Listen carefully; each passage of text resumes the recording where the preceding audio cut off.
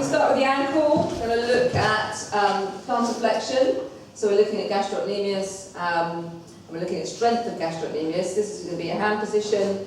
The other hand's here.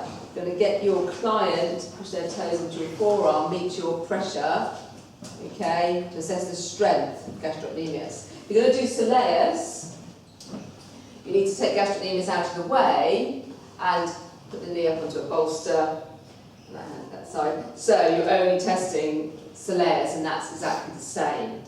All right, so you're still going to get them to push into your arm like that. All right, so that's plantar flexion. If we do dorsiflexion, and we're looking at tibialis anterior, the muscle that runs down here, down to the front of the shin bone. Again, you are going to get them to resist up, so pull their toe up towards your knee against your resistance, and the same thing. If you wanted to do both together, you could put both hands and pull up like that, and you could do the same thing like that if you wanted to. If you're looking at the perineals that run down the side of the leg, you're looking at eversion. You're going to put the hands on the outside and push out for eversion, and then tibialis posterior, and then get them to pull their feet in for inversion. Okay? So moving on to the knee. All right, if we look at passive, I will put passive in for the knee. I think some of you forget it. You don't want to involve the hip at all. You want to take the heel to the bottom, like this, and just put a bit of pressure on. That might crack a bit. Right, not zoom in, it might just click. Right, okay.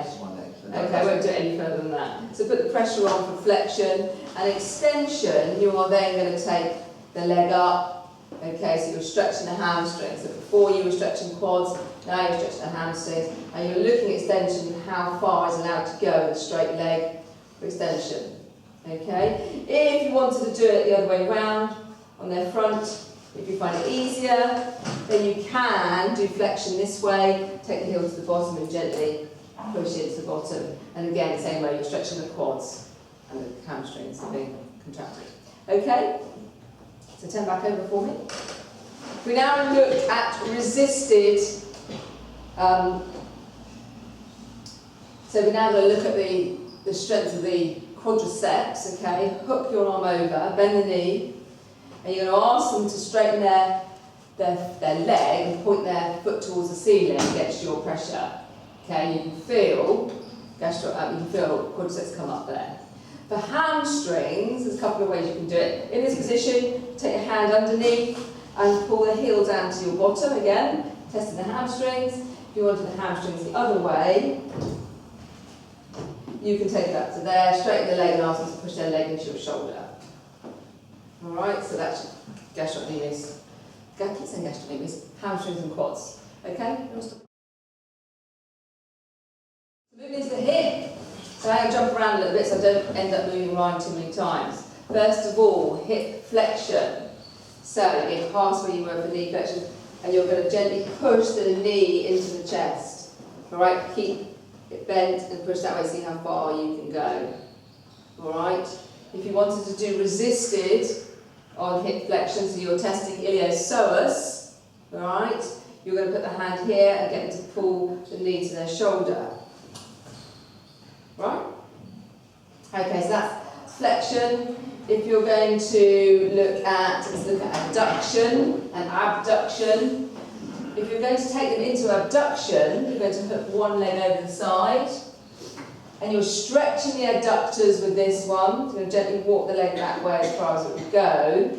So you're taking them into abduction, you're stretching the adductors. Alright, if you wanted to do the short adductors, so you're basically, it's a passive test really for hip abduction and adduction. So short adductors, you bend the knee and take them over that way with the other foot together. So if you bring the other foot in for me, right? So you take it that way and gently just see passively how far you can get the knees to hit the couch. Alright? If you're going to look at resisted abduction, so you're looking at TFL, gluteus minimus and medius, so you put your hands on the outside and get to push out. And then for the adductors, which is the One's on the inside of the thigh, cross your hands over for resisted and push in. Okay? Now let's have a look at rotation. So, knee bent, make sure it's at that right angle, hand under the ankle, make sure you stabilise here. So, for medial rotation, you're going to take the leg out. For lateral rotation, you're going to take the leg in. So lateral rotation is always greater than medial rotation, that's about 50 to 60 degrees, and medial is 15 to 20. Alright, so that's your passive, just taking like that. So if you want to do a resisted test, and you're going into lateral rotation, okay, so you're going that way, you're going to contract the ankle, contract the leg against your hand, so he's going to actually pull that way. So if you pull that way, okay, as it goes into lateral rotation, and for medial rotation, you're going to push out. So it's coming out this way against my resistance, okay, for medial rotators. Yeah? Okay?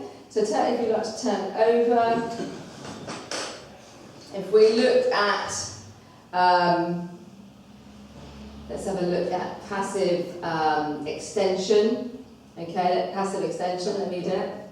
So, hook your hand under the knee, up to the shoulder, stabilise the sacrum, and you're gently going to pull the knee right up, okay, into passive extension, hip extension.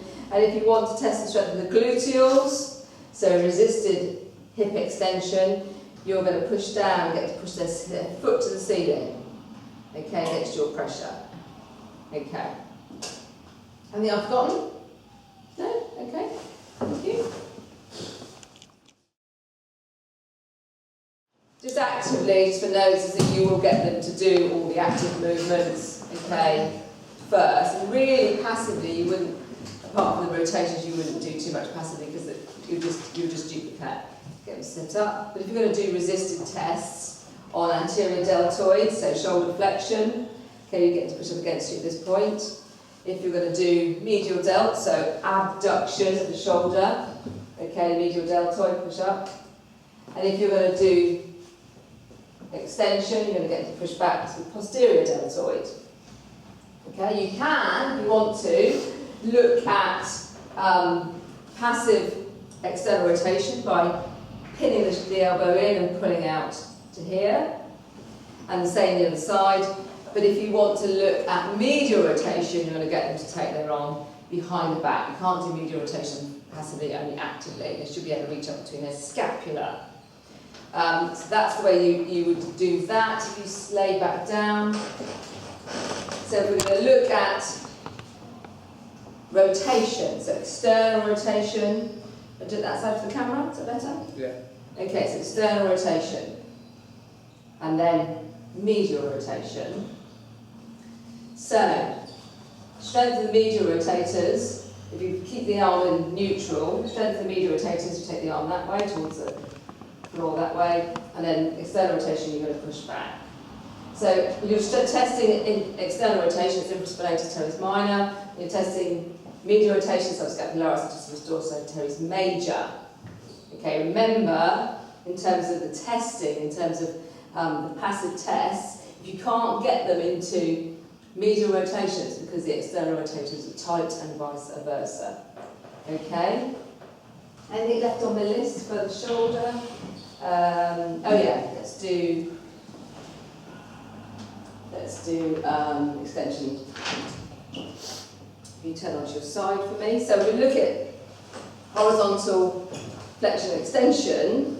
You have them on their side, and you look at the rhomboids first, which bend your knees a bit more comfortable. So you're looking at the rhomboids, your right hand, if you're standing inside, is going to go there on the rhomboids and around the scapula, and you're going to get to push back, okay, with their arm, like that. And for the pecs, you're going to get them to pull forward. That's pec major, pec minor, pulling forward would be that way. Okay? And then latissimus dorsi. So, for the strength test for latissimus dorsi, you're going to keep the elbow straight, you're going to ask you to point to the area on them and say, pull this bit down towards your hip without bending your elbow. Perfect. And that's how you would do latissimus dorsi. Anything else for that one? Pecs, rhomboids, latissimus dorsi, I don't know that. medial. And okay, one last thing is supraspinatus. Can you just start to sit up for me? Supraspinatus, then in the strength of supraspinatus, you're going to bend the arm behind the back. Remember, supraspinatus, first 5 degrees of abduction. So bend the elbow, and the strength test there, you can push out like that for supraspinatus. Okay? Right, moving on to shoulder girdle, elevation, depression, contraction, retraction. So if you look at elevation first, hands on top of the shoulders and get them to shrug their shoulders, okay? And then you want them to, when you want them to go into depression, you're going to be able to push down this way. And then for protraction, you're going to bring the shoulders forward into the pecs. And retraction, rhomboids and trapezius, like that for the shoulder girdle. Okay? The greater trochanter is at the top of the femur. It is there. Paul, to palpate yeah, and find hernia. Okay. So, okay. Tom, if you find the tibial tuberosity, have a go. Tell us where it is, do you think? Some of the leg. Yeah? Is it just underneath the knee? It is just underneath the knee, top of the tibia. It's a flattened piece of bone at the top of the tibia where the quads insert, okay? So, well, you're not going to know this, are you? Let me go through them for you. So, Okay, hang on a minute. Yeah. Just found I've done 2 in a row. Okay, well, Jack, then. Jack. Iliac crest, Jack. Top of the iliac around this bit here. So like. What's it called? What? What is it? What is the iliac crest top of? The iliac. The ilium. The ilium. Yeah. So find You're it. telling the camera wrong things, for fuck's sake. It's like. Got to cut that out. So find the iliac crest. You're going to go across over the top of the crest that way. You've got to find it on the body. Okay. Find it on the body, not on the skeleton. Yeah. So if you like to sit up with your feet this way, Joe, if you could find the medial border of the scapula. Medial border of the scapula. The reason why I turned it that way is because you need to see behind. I was just doing some camera work. Medial border of the scapula. Joe, put her arm like, yeah. Yeah, just one. Yeah. Medial border. Medial border, so it's closest to the midline, isn't it? Scapula, medial border of scapula. That's it. Move, go right up. Go right up the whole medial border. That's it. All of that. Yeah, well done. Because you're going in my Okay. Effectively, you're going in my body. So I thought if here is. Ryan, superior angle of scapula.